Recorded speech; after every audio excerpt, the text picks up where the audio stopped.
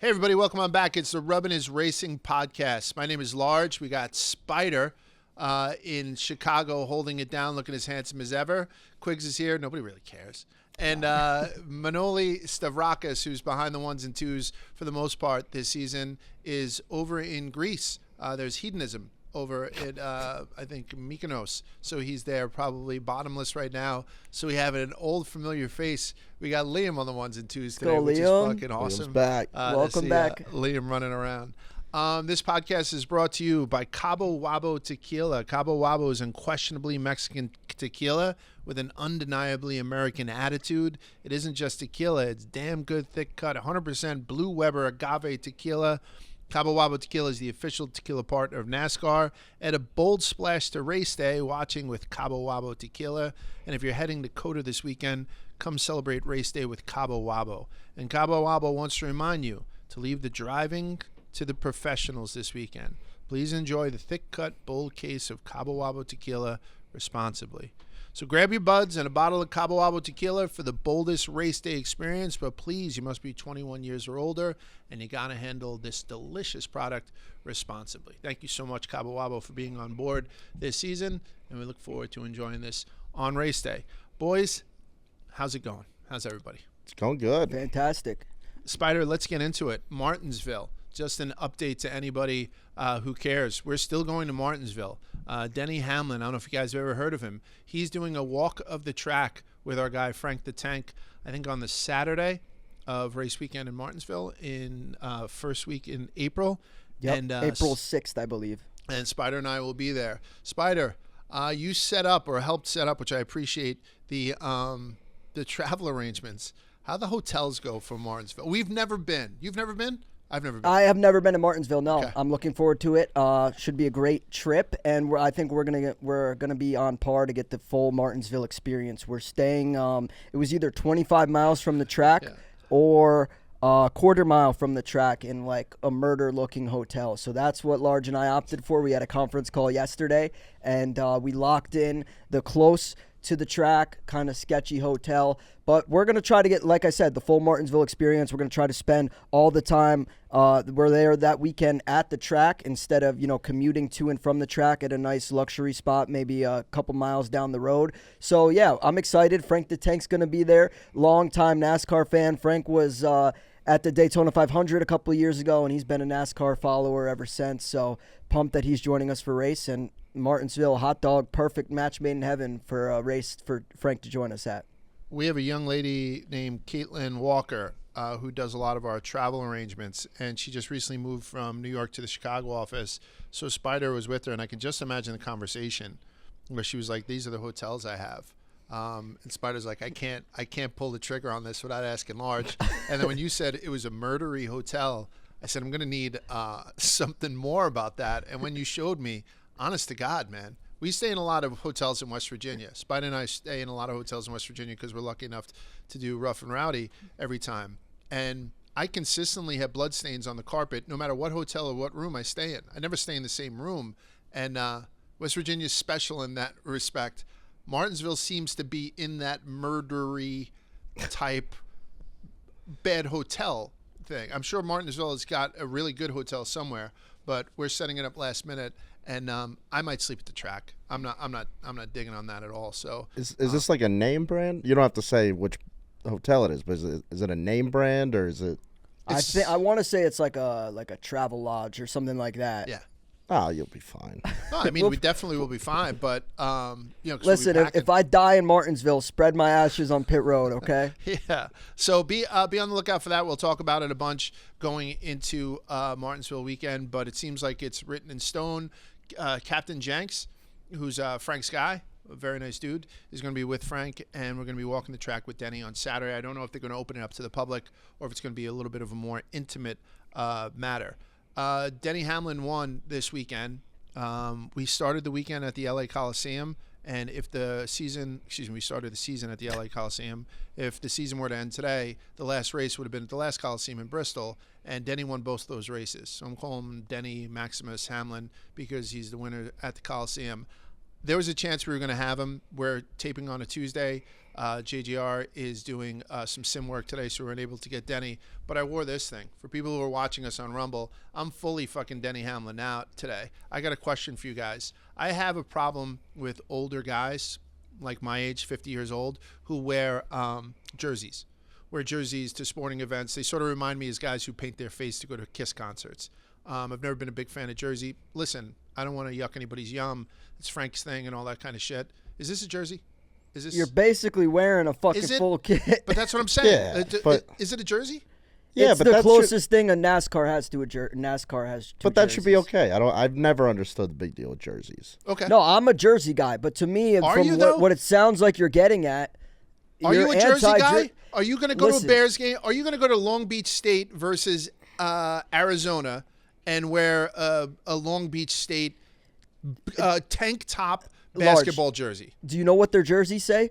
They're fucking fire. It says The Beach across the chest. I am a jersey guy. One of my favorite thing about watching sporting events is when the camera crew finds that fucking 60-year-old dude wearing like a lion headdress on his head and full face paint. That's the best part. Right. So I'm very pro jersey. You might not catch me in a jersey all the time. I've never caught you in a fucking jersey. It's been 5 years. I wore a fire suit to the Daytona 500. I don't know how much more of a jersey guy that can be. If the only thing that could make me more of a jersey guy if I was born in New Jersey. Okay. That's good. Oh, flip that. Somebody clip that. But let me ask you something. Is this a jersey?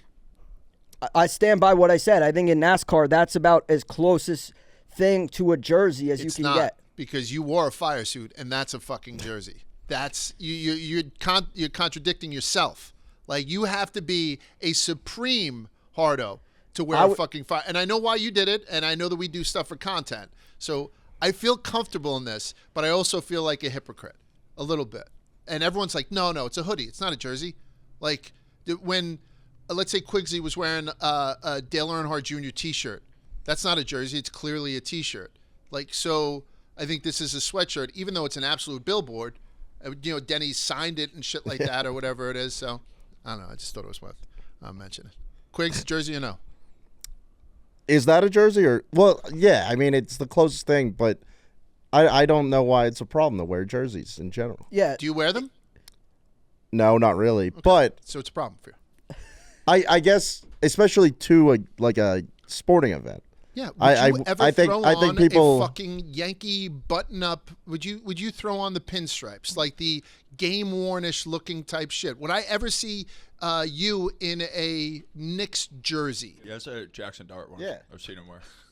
Yeah, I'd wear a Knicks jersey with a sweatshirt under it or something. Would you? But I would wear it to a game. I wouldn't wear it to the office or on a normal day. Okay. Do we have Travis in the thing today also? Is he on? Not sure. Okay. If he's on and at any point he wants to, one of the gentlemen who's helping us out on social media, 100% a consummate professional. If we say something wrong, I invite him to jump in and be the voice of God. He did last week when I shit on Food City, and in Wanzo I was absolutely wrong. It's supposedly a great place to buy food. Shout out Moonhead. Yeah, let's go What's to that? Go ahead. When I was in Scottsdale this weekend, the closest grocery store was a Food City. Really? So it wasn't like a. I didn't think That's it even west. went out there. I thought it was. I thought it was like the southern mostly. Yeah, one of the guys came back in. He's like, "Yeah, we stopped at the Food City." What did you think of Scottsdale? I thought it was awesome. Very different. That's the furthest west I've ever been. It was an awesome weekend. I was with all my college buddies. We got to watch NC State make the run, see every game. So very fun weekend. Were you at Barstool Scottsdale on Sunday? Was. Did they have the race on by chance? Or no, I was there on Saturday. Oh, on Saturday. Okay. Yeah. Did they have the girls come out in the lingerie? Yeah. Okay. They had some girls there. Good. All right. I'm just checking.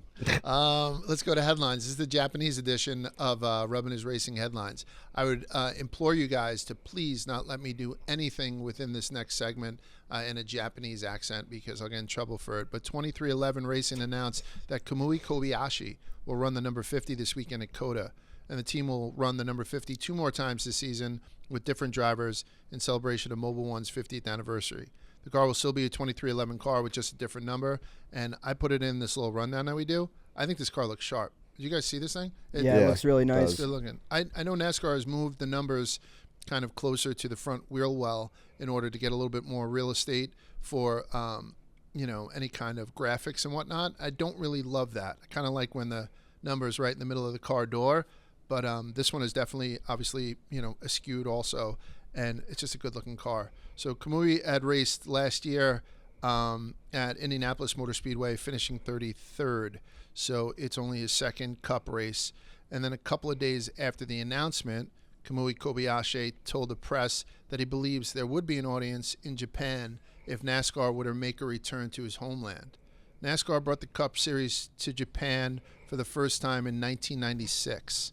The cars were shipped across the Pacific and ran at the Suzuka circuit in NASCAR's first major international race. After 2 years of competing at Suzuka, the exhibition event ran at Motegi in 1998. This is Kamui speaking. And again, I'm not going to do it in a Japanese accent, but I'm always tempted to. I think for sure there is an opportunity, Kobayashi said. No. I'm sorry. I think for sure there is an opportunity, Kobayashi said. It is very different. No. What? It is very different than any type of motorsport. It's the sound. That's what the guy said. NASCAR has amazing sound. It's amazing compared to any type of car, even Formula One. How do we feel about Japan, boys? We talk about Mexico. We talk about Iowa. We talk about L.A. Quiggs brought up Fenway, right? You guys had said Fenway. I said maybe a fucking Air Force base to run one of these things. And I think we're all DTF. How do you guys feel about it, even if it's like, Cup Series stars, like some sort of exhibition event? How do you feel about them running in Japan? I personally love this move, and I know I've tooted the horn of Trackhouse a lot on this pod about them kind of breaking waves and making history, whether it be SVG winning in his Cup Series debut or Daniel Suarez becoming the first non-American to win across 3 NASCAR series. But I have to commend 2311 for doing the same thing. I think anytime we can get an international driver or someone who brings their own kind of outside audience in, that's a W. We saw this in the past last year with 2311 having Travis Pastrana. Not to say he's international or anything like that, but I do think he brings a kind of different audience that is more focused on different assets of racing or motorsport, and now they're paying attention to NASCAR. And in this case, we're getting hopefully a massive audience from Japan that will tune in to watch this race. But I think it's good. I don't really understand how and when these teams can decide, hey, we're going to field a third car, it's going to be part-time, this and that. But I like the fact that we get, new drivers in for these one-off races. SVG in Chicago is a perfect example. Anything can happen. So I'd like to see it continue happening, and I appreciate 2311 for not – I love that it's not just Trackhouse, I should say. Let me switch the question then. Not about having a Japanese driver in it. Like, I kind of agree with you having it. I kind of don't agree, too. How do you feel about going to Japan to watch a NASCAR race? I like that as well. I like that as well. And back to your first question, and I'm not comparing Kobayashi by any means. Look at what Ohtani did for baseball when he came to America. Let's say Kobayashi, instead of SVG, won the Chicago street race last year. Are we getting that bump that baseball did from Ohtani coming to America? So stuff like that, I want to see how that plays out. So keep giving these opportunities to these drivers that otherwise wouldn't really have it. Would you go to Japan? Would you go to Japan, Spider? I would love to go to Japan. Japan's on a bucket list travel destination for me. This would be the perfect excuse. I think NASCAR has ran in Japan in the past, I think in the Jeff Gordon era, and let's run that back. I am fond of the Mexico City ideas as well as Montreal. I think that would be great, but who's to say 2, 3, 4 years from now when those races have ran or become stale or people are inevitably complaining about them, we don't pivot to even further. Now, God bless whoever has to figure out with the logistics behind getting 40 cars, probably 80 cars. You got backup car, all the equipment, everything. So God bless whoever's job that is, but I would love to see that come to fruition at some point. Quiggs, your take on that? Japan's beautiful. It'd be cool to see a race, I guess. But, yeah, I think what Spider kind of said where – are they trying to expand outside of the continental United States? I don't know. The logistics of that is going to be crazy. I think the way to do it, rather than bringing the circus to every country and all that, is get the drivers to compete in NASCAR, and you get the fan bases that way, which is a much easier way than having a Which they're bring doing. this I to- mean, yeah. they're definitely doing it. Like Yeah. Spider had rattled off, Suarez and SVG and, Kamui. I don't know. That seems to be perfect examples. Yeah. Would you go? I mean, I think the answer, you're not a big traveler, so I don't think you'd want to go to Japan to watch a race, right? I'd go to Japan for a Are race. you fucking kidding me? Are you fucking kidding me that you won't go to Canada? You won't go to Mexico? You're in Scottsdale. You've never been any further west, and now you're going to go to the fucking land of the rising sun to see a race? I've always wanted to go to Japan. Same. Japan, South Korea. Those are the only two Asian places I'd want to go. But I also I got to commend NASCAR. Like Quig said it best. He made a very good point. It's a lot of work to get all these cars and the whole circuit across the world on the other side of the globe to run these races. What's easy is to get a driver from the other side of the globe to come and partake in NASCAR. And I think that's been lucrative for these drivers, whether it be Kobayashi or SVG wanting to kind of compete and test their skill set at what is seemingly, in my opinion, the highest level. But to me, it's much more accessible having the drivers come partake in NASCAR and see what sticks. Let's say Kobayashi were to win and we get a giant Japanese audience. Then maybe we have discussion about going and racing there. I think maybe you can point to Daniel Suarez's success in the Cup Series as to maybe why there's such an initiative behind getting to Mexico, because Daniel's already proven that audience is there and cares and is paying attention to what he's building. So I love it all the way around. I don't think there's any losers in this. Mind if I play devil's advocate? Please. Fuck this. Fuck going to Japan. I mean, I'm a student of history. You guys know that. Unit 731 during World War II, some evil shit. I'll go to Japan if they run the fucking race around the crater we left at fucking Hiroshima. You know what I'm saying? Honest to God, fuck that. This is American. I'm just kidding. I'm fucking totally kidding. But for some reason, like this SVG guy, these handsome fucking Australians, first they come over here and they win our races, then they start to take our women, and where do we go from there? So I'd say yes to it, but I'm a little bit fucking hesitant.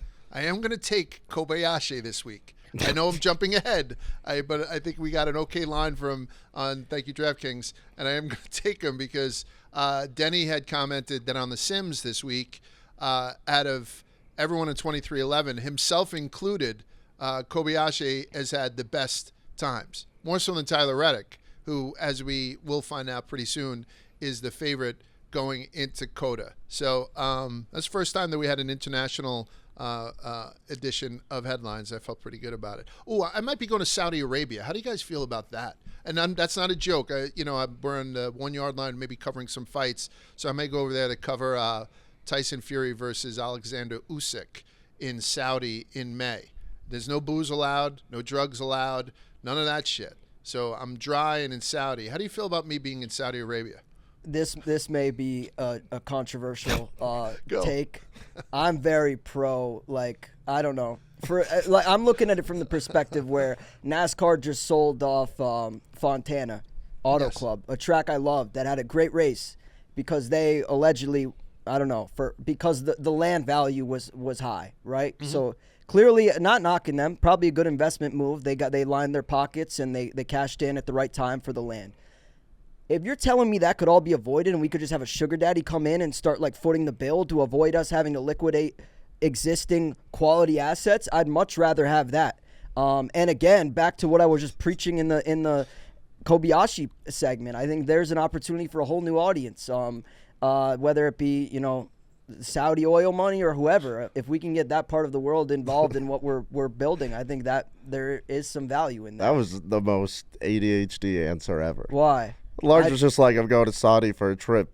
Would you want to visit? And you're like, we need to get him to fund the sport. I think what Spider's talking He's asking about, if we take the oil money. I don't think he asked that. No, but I would tell you that Spider is looking a little bit beyond what my question is. I'll agree with you there, Quicks. But I also know that these fights don't get done unless the Saudis are like. I'm getting to see more fights. You know that my first love is boxing. I'm getting to see more fights now. Because the Saudi money is being thrown at it, than I think I would have ever gotten to in my lifetime, including the undisputed heavyweight champion of the world, which we haven't had in 25 years since Lennox Lewis beat Evander Holyfield. It's been 25 years since we had an undisputed heavyweight champ, and we're going to get one. We're going to get one in the first week in May. So I don't know how well I'm going to do. A lot of times these fights go off at like 3:30 in the morning there, and to get them anywhere close to us here. So these fights are graveyards. There's no alcohol, so there's not a lot of back. I just wonder if they're going to check my search history and cut my fucking hands off. Like, you know what I'm saying? Like, I have some issues, with some of my porn. All right. So we got a DM from we had asked last week. Is the fact that Chase Elliott is in, we'll call it a slump, NASCAR's most popular driver. Could it be a mild positive for NASCAR in the short term? We're all very respectful, hoping that Chase comes back with a vengeance. And, we had differing opinions and whatnot. Brandon, who contributes a lot, he sends a lot of good stuff, had said, great pod once again. Thank you. So the whole Chase not winning storyline while still being the most popular driver, this is what he reminded me. Dale Jr. went 4 years without winning, all while being the most popular driver. Hell, maybe that's why there was a decline in the sport. But there was a 4-year period where the most popular driver in all of NASCAR didn't win a race. And he's right. If you look at mid-2008 through mid-2012, the Michigan race to Michigan race, that 4-year gap between them, Dale's last one that he won was at Michigan, and the first one after Schneider was at Michigan. He didn't win. Is that an apples-to-apples comparison in your guys' mind, Dale Jr. and Chase Elliott? Yeah, probably for this. Closest you can get? Yeah. I think the whole we talked about this last time, but I think the whole argument is kind of dumb. Yeah. But I think it is pretty similar. Okay. Yeah, I would agree with Quiggs. I think they're similar, and I think that Brandon makes a good point because, I mean, I don't know. To me, that's as close as it can be with, the most popular driver kind of going on a slump. And he also brings up a good point is Dale Jr.'s slump and going 4 years without a win responsible for kind of the decline in NASCAR a little bit? Yeah. And I don't know, but that kind of changed my opinion. I feel like last week I was like, let the other drivers shine, forget about Chase, he's had his day in the sun. But now Brandon has me thinking like, I don't know. Right. The other way. I just think there's just so many races and so many people that can win even when a guy's having a great season. It'd be different if it was like I think in Formula One, they need Verstappen to have a slump because he's making the sport not very fun. And like Lewis Hamilton was the same way, where they have a guy that will win almost every race. That I think becomes an issue where like him not winning opens up to the field and it makes it a lot more fun. But I think Chase getting 3 wins in a season is a good thing for the sport rather than 0. But I know like you had said, it's a stupid conversation, and it is. This is stupid podcasting with 3 stupid people. But did you happen to hear driver intros this week? I listened. Yeah, I heard they were getting booed. Yeah, so a lot of big names. Chase got booed. Byron got booed. Well, first of all, like Hamlin got booed. Bubba got booed. Logano got booed. And I know like they can sometimes have their detractors, so maybe that happens in other, tracks. I don't think I've ever seen Chase Elliott and William Byron get booed. I mean, William Byron is, he's a sweetheart. And he seems like the kind of guy, if you don't like him, like you're not going to go out of your way to boo him. Yeah. You know what I mean? You'll just like not kind of like Christopher Bell, not a shot at Christopher Bell, kind of ricochet at him. But like, I'm not necessarily a fan of his, but I'm not actively like booing or rooting against him either. You know what I mean? So for Byron, you're right. That is very surprising. He doesn't seem like a guy with a lot of fans having animosity towards him. There's nothing to really dislike, but so if we can't figure out what had happened, maybe it was just a couple of real drunk fans in Bristol, because there are plenty of them. We used to be them, who got it going, so it was louder than. But do you think that hurt them? Like, do you think Byron he seems like the type of guy who shouldn't be booed and probably hasn't done anything to receive ire from the fans. Do you think that hurt his feelings, though? Because then he doesn't give a fuck anymore. I think Bubba's kind of used to it. You think it That's a good hurt Willie point. B? That's a good question. I don't know. I would be interested to see how much of the actual crowd response they are kind of aware of or acknowledge when they're called in. Like, we did driver intros. I don't even know if those drivers are paying attention to the crowd. I don't know. I say that, and then you watch Denny Hamlin, like, egg them on as he comes out. So, and you could definitely hear it. This wasn't one of those things where it was, however, the TV did pick it up, because I will tell you right now, the dude who came in to sing the national anthem, I'm out on a lot of these guys. Fucking awful. Just sing the national anthem the way it's supposed to be sung, particularly at NASCAR races, for Christ's sake. get the fuck off the stage as soon as the planes go by. But anyway, I just thought that was a little bit of a turn of the worm. I'm going to give you a smoke update. We were talking about a couple of drivers that had smoke last week, so I'm going to give you an update right now. All right, we talked about how last week there was some smoke amongst the drivers. Joey never came back with any problems. Somebody came over to Ryan Blaney after the race, after Blaney finished in the middle. He started on the pole and then finished in the middle of the pack, and he was asked about Ross Chastain. And Blaney said he was tired of answering Ross questions and walked away. So it seems like that is either squashed or something that's been put on the back burner. I had mentioned that, Joey had a problem with John Hunter, and John Hunter Nemechek addressed it. He said, yeah, I'll own up to it. I had done this, and that. But then there was that other thing that was going on with Eric Jones and Chase Briscoe, and where Eric Jones says, I'm going to call him about it, and he'll probably won't pick up. So they were talking about it this week, and someone had put Chase Briscoe, in the light for it. And this is what Briscoe said. Never got a phone call. Never had a missed call. Would have gladly taken the phone call for sure. I don't know if he just watched the replay and kind of saw what happened, but never got a phone call. So I don't know. It's frustrating how guys are, not him, but just half the field is sensitive on racing hard. And that's what we're here to do, is race hard. Yeah, I'm racing hard. I'm trying to do what's best for my guys. Last year, I kind of let people go, and this year, I'm not doing that. The guys that run up front are the guys that are most aggressive, and I'm going back to those ways. I don't know how you guys feel about that, but I got a little hard talking about that fucking thing. I think Briscoe coming out of his shell, right, and saying something like this is good for racing. It's good for Chase Briscoe. I love this fucking comment. How do you guys feel about Chase Briscoe doing that? It's a great mindset to have. Yeah. But I'll let Spider show me something while you were talking that may explain some stuff. Obviously, last week I mentioned how I think I could talk them through and get them to become friends. One of the misunderstandings that seemed to be the case was that there was two Eric Jones reached out to Chase Briscoe. Eric Jones, when he reached out to Chase Briscoe, I think reached out to the wrong phone number. Chase Briscoe has two phone numbers. Not to brag, I have both of them in my cell phone. My point is, Eric probably reached out and was reaching out to Chase's old number, not the Chase Briscoe new contact I have saved in my phone. For that reason, it's understandable why Chase Briscoe was not replying, because he no longer has access to that cell phone number. That being said, I'm glad both these guys seemingly kind of put a Band-Aid on it, or at least they're mature enough to move past it. Two guys I continue to root for week in and week out, and I do feel as though Chase Briscoe should be exonerated. It was not personal. He was not neglecting to return your phone calls or text. He certainly just wasn't getting them because he had a different number. So, how do you feel about him saying he's going hard now? How do you feel about him essentially saying, I'm not putting words in his mouth, I kind of am, the old Chase Briscoe from 2023 that was kindler and gentler is dead. I fucking buried him, and now I'm out there to race fucking hard every week because that's what it takes to win.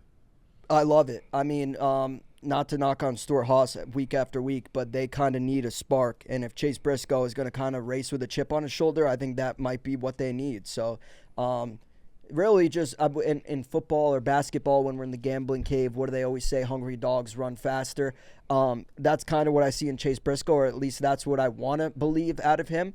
He kind of is doing all he can to perform and show the kind of skill set that he has. So pressure's on him, and I kind of love the killer instinct it seems that he has now. Quiggs, you think it seemed out of character for him? Like sometimes when you get somebody who doesn't curse to curse, it's never, convincing. You know what I mean? Like, or is this something that's believable? I'm on board. I'm on board with the new Chase.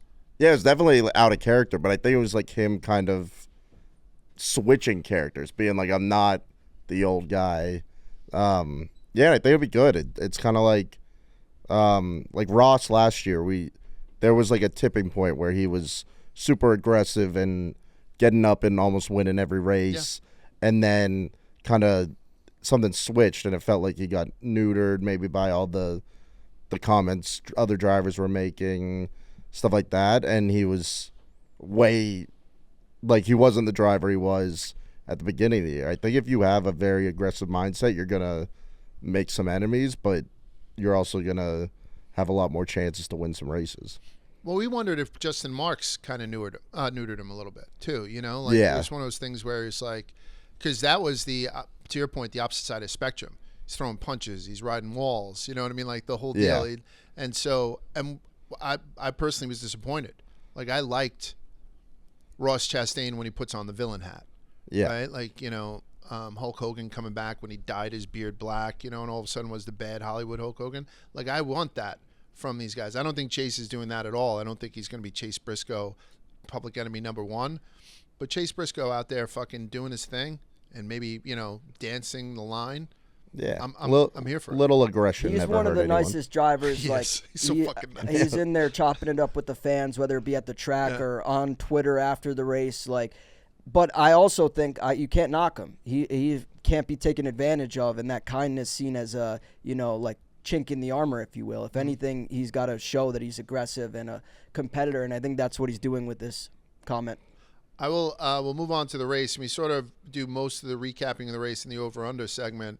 But I will say that this was a great race weekend, I thought.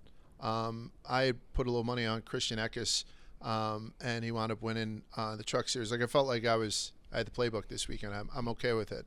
Yeah. And Bristol, I'm just going to point out, you know, we talk about paint schemes all the time. Bristol going red and white on the wall. I 100% agreed with that. I thought that was very fucking cool. I know I just shit on the guy who sang the anthem. I don't even know the poor gentleman's name. But I will tell you, having the guys, the starters, give the opening command, and it'd be Richard Petty, Kyle Petty, Richard Childress, and Joe Gibbs. That was pretty cool to watch too, man. Like it's, you know, very rarely do you see like the Rooney family and the Mara family. You kind of get together and do that just for a regular season football game. So Bristol, I mean, throughout the whole coverage, you could just feel, and we've been there. We've done a live show there that nobody showed up to. We've, you know, blown our eardrums out there, gotten fucking inappropriate there and all that stuff. It's just a special place, special weekend. So shout out to them.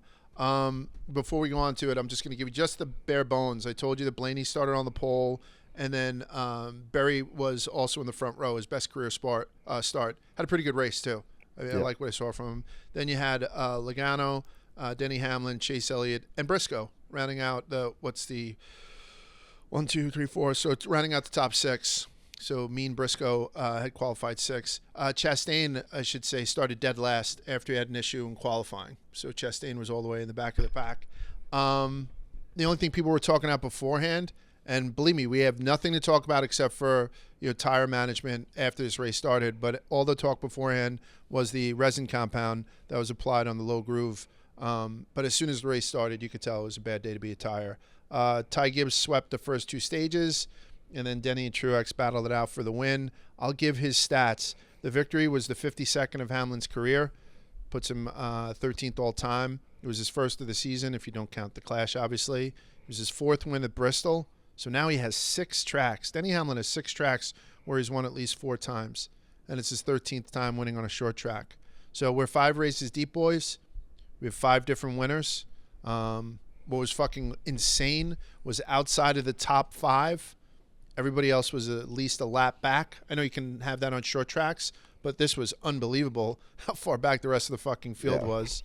And then, you know, you had Denny get booed, like, and embrace it. Give everybody this. He did it with both hands. Gave everybody the number 1 from the hood of his car, just kind of embracing the black hat. And we'll talk about it. Like, tire conservation was the thing of the day. You know, the way that Ty Gibbs ran and the way that Denny won led me to say that the best car won the first 2 stages, but the best driver won the race. Is that fair to say? Is that fair to say, guys? I think so, yeah. I would agree. Okay. I think Ty Gibbs, I mean, he had one of the best cars and he was driving the best, but I think what ultimately lost him the race was experience with tire wear and knowing how to keep him in good shape. And I think that's why, like you said, Large, the kind of veterans rose to the top as you end the race. Who were the top 3? The top 3 is Hamlin, Truex, and Keselowski. Yeah. Yeah. So It was a guys good day that to have be an been old in guy. the game. Right? Yeah. Terrible day to be a tire. Great day to be an older guy, Yep. not me.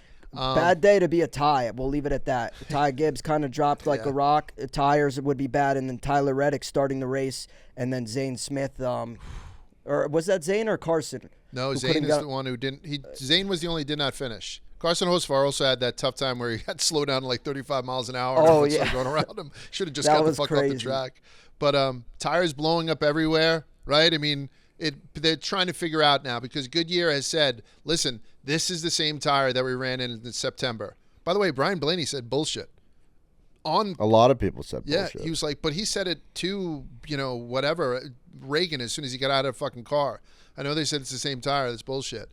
I think the further back you were in the field, the less you like this race. But a lot of drivers had a good time. Kyle Larson said, I restarted. It was 20th, and somehow I finished 5th. I don't know how I did it. I don't want to do it again. So, they're blaming whether it was, the resin versus, like they don't know what it was because the track's the same, same surface.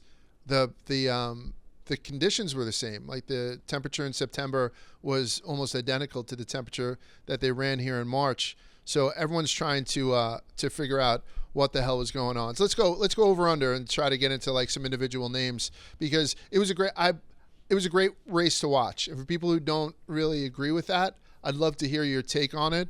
But and I'll complain about NASCAR people in a second, NASCAR fans in a second. But what did you guys think? What did you see as just two overperformers right now? Who overperformed at Bristol this weekend? I'll start. And I want to start, like, when we give these picks, last week's podcast, for example, was recorded on Tuesday. The lines are barely out. If they're out, they've been up for like 30 minutes to an hour.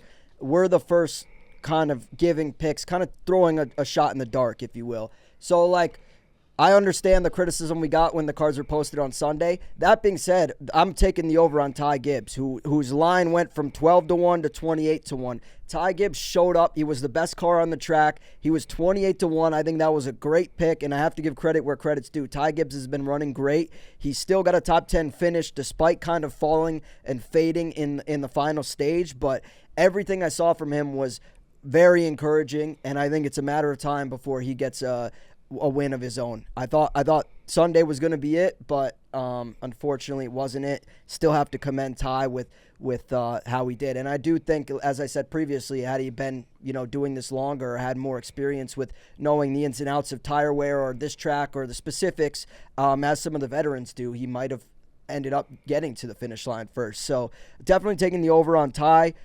Denny on the same token kind of like did what he had to do. He had short odds. He came in. He won.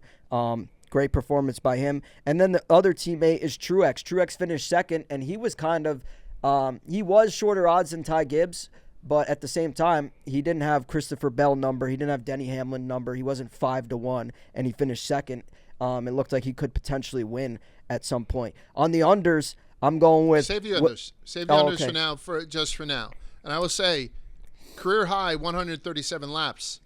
Ty Gibbs had led that race too. So thinking that they were going to sweep, that he was going to sweep that race, made you seem like a fucking genius because that was all that was on your card. So getting shit for it is the exact opposite. I mean, if you happen to have the winner on your card, then you could be extremely confident today. That was me. At 28-1. That was me. I had the winner. Oh, okay. Go ahead. What were you going to say? I was going to say at 28-1, you have to be happy with what we saw from Ty Gibbs. Even at 12-1, I took him at 12-1 when it opened on Tuesday when I gave the pick, and then even at 28-1, I still was happy with his performance at either of those two prices. He did really well. One other over that I neglected to mention in my first breath was John Hunter Nemechek, and I know Quiggs will have some shit to say about that. Sixth place finish. I thought he did well. His teammate Eric Jones finished 20th, which is not the best, but both the cars in the top 20. I think if you asked Richard Petty or Jimmy Johnson, hey, are you cool with your cars finishing both in the top 20 on any given week this season, I think they would both say yes. So W Legacy Motorsports or Motor Club with this week's performance at Bristol. I got a lot of the same as Spider. Josh Berry really stood out to me. I thought he was going to start up top and just disappear. He held his own for a lot of that race. So he'd be one of my overs. I guess Goodyear, whatever they did, they changed the tire. That was a tire we've never seen before. But it made for a one-of-a-kind race. It's whether I thought it was very exciting, but even if you don't, it's a race that most people have never seen, just to the extent of that tire wear or haven't seen in a long time. And yeah, I don't know if they should do what they did all the time, but it made for an awesome race, so I'll give them an over. Yeah, I mean, I have to agree. One of the things that I had seen when you'd mentioned Truex, first of all, Spider, another thing that should justify you is Ty Gibbs, when it comes to the fall race in Bristol, he won't be 12-1, right? I mean, Right. he's going to be tied. He's certainly not going to be 28-1. So, Right. I mean, I think people were waking up to that. Truex, I didn't realize he had only top 5 finishes at Bristol in 33 starts. So this wasn't a track that Truex traditionally did well at all. And the last time he finished in the top 5 was 2012. So I mean, this is coming out for him to finish P2, being at the front of the pack with those veterans.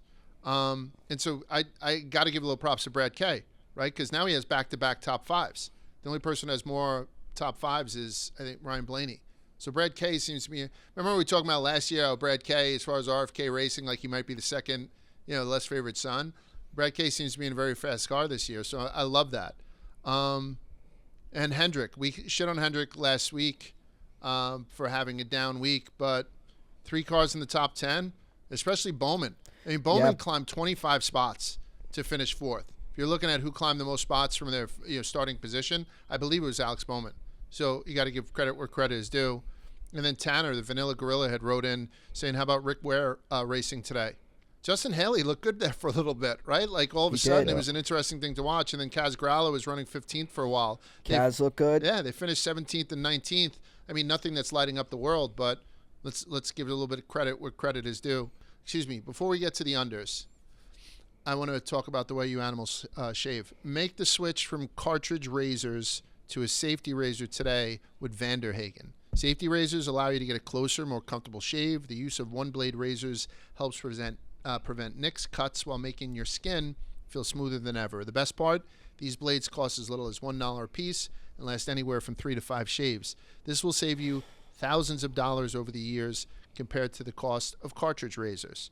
The blades are ice-tempered, stainless steel blades from Germany that are sharp enough to give you the perfect shave. The handle is made to last a lifetime, so the only recurring purchase you will have is for blades.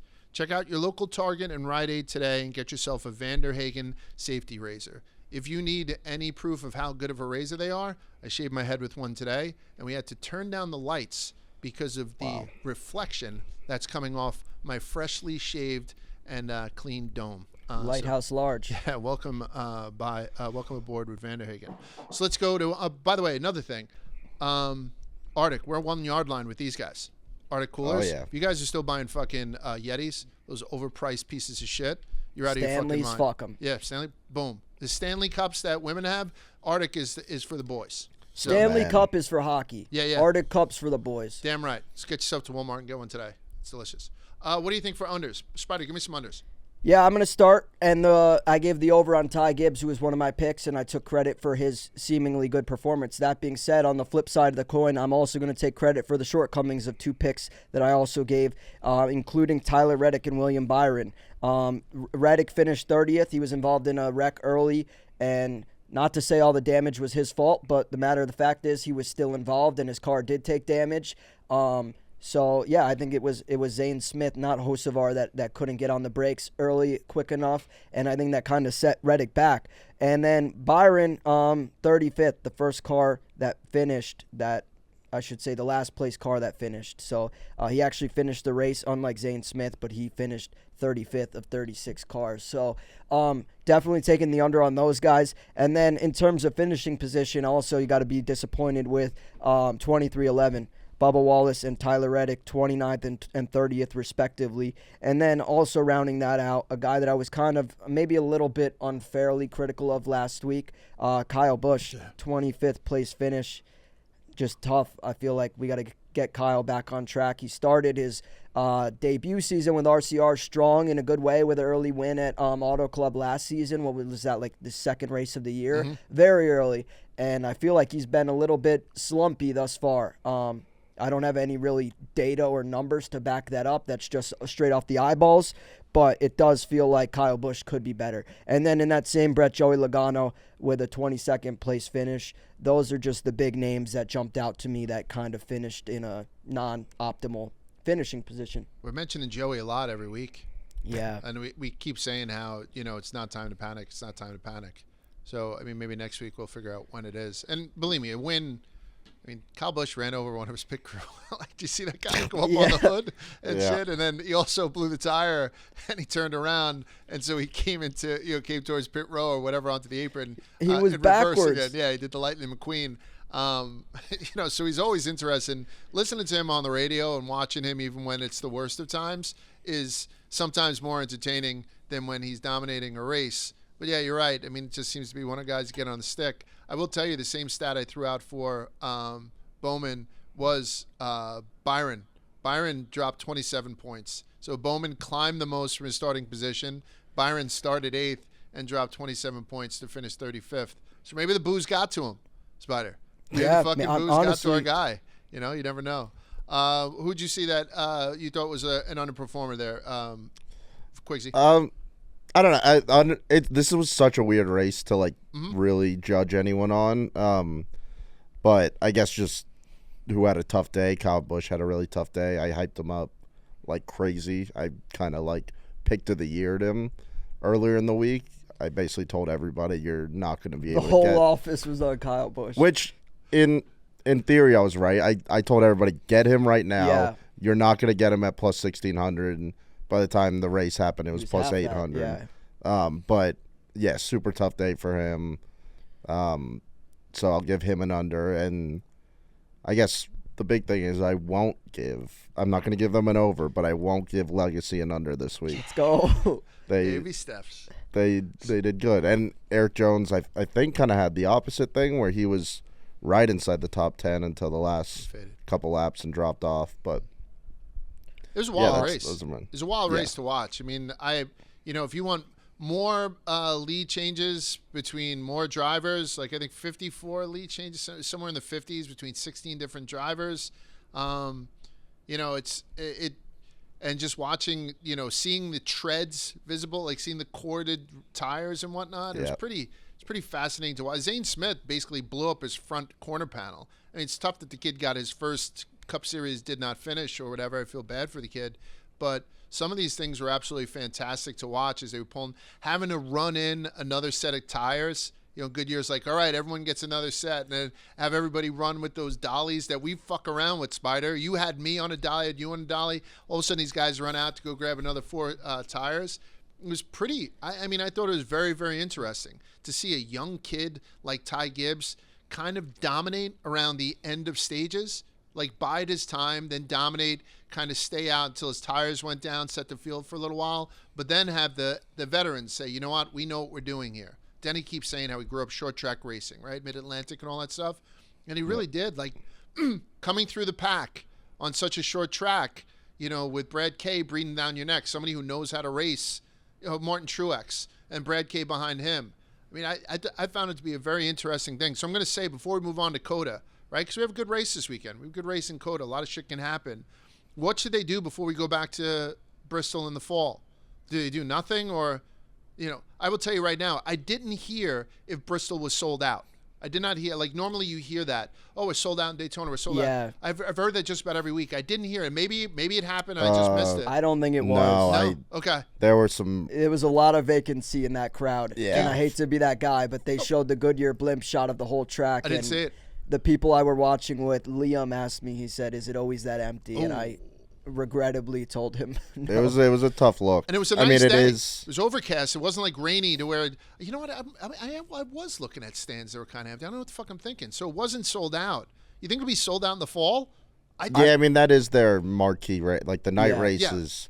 It better, they better hope it's sold out. On the flip side of that, it was the fans might have not showed up, but they showed up for their couches to watch it on TV. I saw viewership was up 10% over the dirt race, so you got to think that the fans enjoy the concrete over dirt. And the racetrack never took any rubber.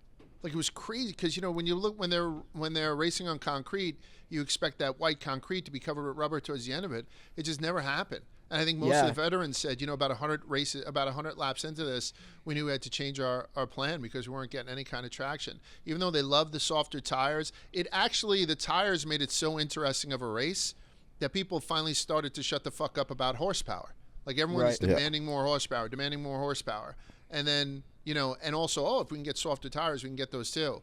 And then the softer tires, I thought, made for. And again, if you are Zane Smith and your tire all of a sudden fucking blows up, I'm sure you hated what had happened. But I think it will be an impossible ticket to get next March. I think people will want to tune into that. I don't know if the same will happen. Where's the photo finish? Atlanta, right? Yeah. So, yeah. I don't think that'll necessarily happen for Atlanta, even though it was sold out. I don't think people are expecting a photo finish every time at Atlanta. But if this concrete track at that same weather, with the aero package, which was the same, fall to spring, and those same Goodyear tires, this is must-watch TV come next March. All right, I'm going to go to preview. We'll preview COTA right now. NASCAR at COTA race this weekend, right? This weekend, March 22nd through the 24th, featuring the Echo Park Automotive Grand Prix Cup Series race. This is the first road course of the 2024 NASCAR season on Austin's 20-turn, 3.41-mile circuit of the Americas track. And they had overlaid some of the short tracks over COTA just to show you how long this 3.5-mile monster is. Biggest change this season is NASCAR moved the restart zone to the exit off of turn 20 so they can get in a row before turn 1 where they have one of those hairpins that sort of ruins a race for a lot of the drivers. So I think they're trying to cut down on that by giving the drivers a little bit of a run-up into that hairpin. The pre-race concert features a party on the front straight with Riley Green, and fans can purchase a track pass to be on the racing surface and right in front of the stage for the concert and driver intros, which I highly recommend. Or you can get 2 tickets in turn 12 for only $99 in the Daniel Suarez section, which also sounds like a good time, and receive a free 20-ounce Coca-Cola at the race. And college students come party at NASCAR with a special ticket deal, only $25, and parking is free. See all the amazing ticket options at NASCAR at COTA, COTA.com, and tune into Fox at 3:30 p.m. this Sunday for all the action. And also check out the doubleheader on FS1 on Saturday. The trucks are going to go off at 12:30 Eastern Time and in Xfinity at 4 o'clock. So full weekend of racing on Saturday and Sunday. Check it out. All right, let's go to this weekend's race. Let's start picking the tires. It's also on top of betting on NASCAR, and we're going to tell you who we're betting on. This is not betting advice, as I say just about every week, but also we're in the middle of March Madness, so we have a lot to talk about. I think Spider might sprinkle some of that in, but the thrill and excitement of March Mania is here. And DraftKings Sportsbook, one of America's top-rated sportsbook apps, and my favorite, is giving new customers a shot to turn $5 into $150 instantly in bonus bets with any college basketball bet. North Carolina listeners, don't forget, DraftKings Sportsbook is now live in your state. So download the DraftKings Sportsbook app right now and use the code Rubbin, RUBBIN. New customers can bet $5 to get $150 instantly in bonus bets only at DraftKings Sportsbook with code Rubbin. The crown is yours. What do you think, guys? Some guy named William B., no relation to Byron, from Sydney, New South Wales. Please have something on SVG next weekend at COTA. He's double dipping with Xfinity and Cup. I'll let somebody else go first. Who wants to go first? Yeah, I'm going to start. Go. And I'm going to take exactly what Willie B in South Wales said. I like SVG plus 900 to win the race. And I'm probably going to parlay that with Long Beach State plus 20.5 points versus Arizona in the first round of NCAA March Madness tournament. We're doing a bracket challenge here, and Large, myself, and Vibs drafted Long Beach State. We had like third to last pick, so we could draft for any team that was 9 to 16 seed. And Long Beach State was the best remaining team. We drafted them. We are competing. Should Long Beach State be the last remaining team of those seeds in the tournament, we will split $40,000. And I told Quiggs before we started rolling, I want him in on it. I want his juju. I will be breaking him off a couple bands should we win. And I will tell the people of Long Beach, I will explore opening a Dave & Buster's franchise in Long Beach should we win this. Long Beach seems like a beautiful What's beautiful the odds place. on that parlay? SVG to win on Sunday, Yep. plus Long Beach State to beat Arizona in the first round of the tournament. That game is Thursday, I think, at 2 o'clock Eastern time, if I'm not mistaken. What's the odds on that parlay? It's got to be huge. Let me see here. I don't want to misspeak Okay. here. But I know the money line parlay. I was thinking about taking Long Beach money line. That was about plus 17,000. I think you have to. So I don't know. I might. You have to stay tuned to my card on Sunday. But I am kind of liking SVG. But that being said, I want to talk about some other guys as well that I kind of liked. I think there's good value to be had on Alex Bowman, who currently, and again, I know we said this is a recording on Tuesday, so these lines are definitely going to change. Bowman finished here third last year. I absolutely hate Alex Bowman. I will be the first to tell you that. To me, I'm saying that because, like, if I'm giving him as a pick, that means I feel strongly about his possible potential. He finished third here last year. He finished fourth last Sunday. So, like, the Bowman momentum has been there. I'm going to be keeping eyes out for him. I'm not necessarily adding him onto my card, but I think right now at 25-1, he's got great value, especially William Byron, his teammate and similar equipment, finished fifth last year at COTA. The Hendrick Chevrolet should be up for this race, and to me, Bowman at 25-1 is the most juicy. I also think there's a lot of value to be had in guys like Chase Briscoe, who finished here 15th last year. I forget, was it last year or the year before? He was battling someone for the lead and wrecked out at COTA. I think he's a good pick, especially at 55-1. And then Logano's also 55-1. There's some good drivers at crazy high numbers. Denny 22-1, and then McDowell 17-1, who's another sneaky road course ringer. Watch out for Michael McDowell. But I am riding one pick, and that is SVG, and I'm going to parlay him with Long Beach State in some capacity. Those are my plays this weekend for Circuit of the Americas. And I think I'm not just taking SVG because Willie B is writing in from New South Wales. No, this guy has done his homework. Mm-hmm. Okay, SVG, I don't know if I've taken the over-under on him enough previously on this show. Through 4 Xfinity Series races, he has 3 top 10 finishes. And I'm pretty sure 2 of them, one was three top 15 finishes. One of them was in the top 3. One of them was in the top 10. One of them was in the top 15. The 4th race, I don't believe he finished. But my point is 75% of the races he's showed promise, and these are not tracks that he's historically been good at. This is his developmental training, and he's doing this and over-delivering, at oval tracks, which he is not supposed to be a factor at. So if he can do it at oval track and prove that he's worthy and belongs in the NASCAR Xfinity Series or even the Cup Series, I think this is another great opportunity for him to show his skill set this weekend at COTA of the Americas, Circuit of the COTAs. Do you like him for a sweep then? I mean, I know the game will already have gone off. Long Beach State will have upset Arizona by that time. But do you like him then for the sweep for the weekend? 4 o'clock, remember, is the Xfinity race on Saturday, and then going right into the race on Sunday. You like him in both? And double duty is not easy. Double duty's not. Honestly, hear me out. Go. Fade him on Xfinity. Fade Xfinity. Xfinity is his practice warm-up session. He will be ready to go once he gets in the Cup car on Sunday. That's what I'm telling myself. SVG, I remember watching that Chicago street race in a poncho, gripping over the guardrail, watching it, thinking, is SVG really going to do this? Is history really going to be made? He did it. He delivered. He left me with my jaw on the ground, and for that reason, maybe it's an emotional pick. I'm running it back. Let's go SVG this weekend. Let's go win a race. Reddick has been nasty on road courses. 4.5-1. No thanks. Yeah, no, he's passing on Reddick. Yeah, that's crazy. I think the short odds have really been short this year. But yeah. I mean, especially, and then another thing I want to say, Ty Gibbs, on the momentum note that I said about Bowman, Ty Gibbs has had all the momentum, and he had another top 10 finish last Sunday in a race that he very much could have won.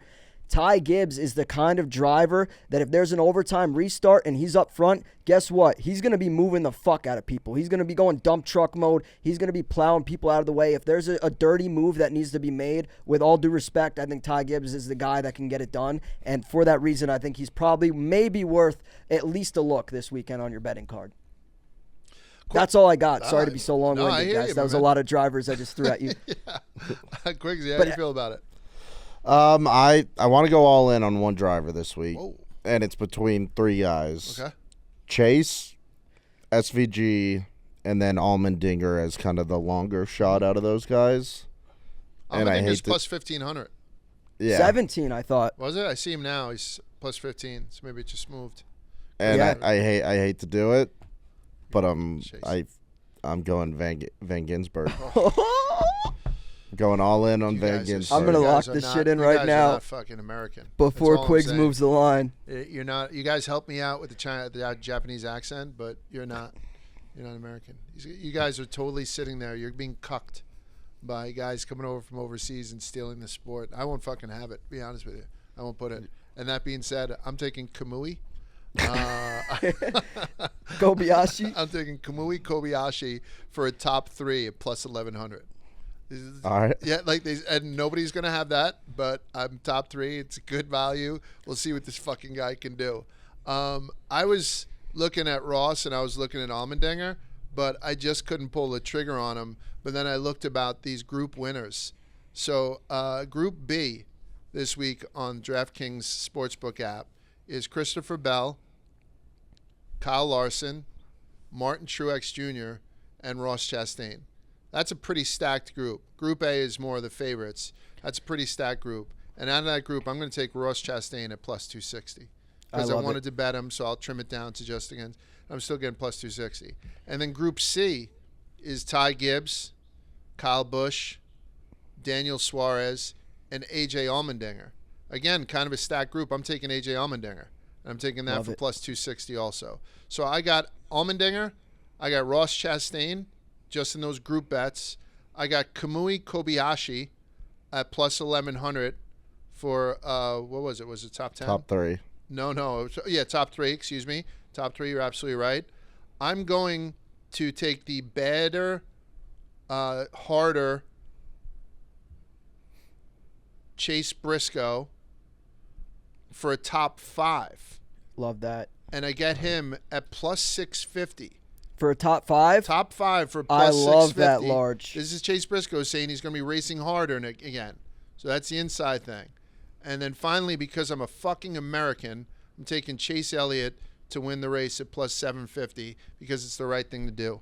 Alrighty? It is. It is the right thing to do. I couldn't bring myself to do it, but I'm glad he's on our card. Yeah. So that's it. So congratulations to anyone who had Denny Hamlin last week. That's me. Do not take our advice. Youngstown Bob came over to me and said, fuck Quiggs. I rode Kyle Busch hard because of him. I said, you're an idiot. We're just having some fun with it.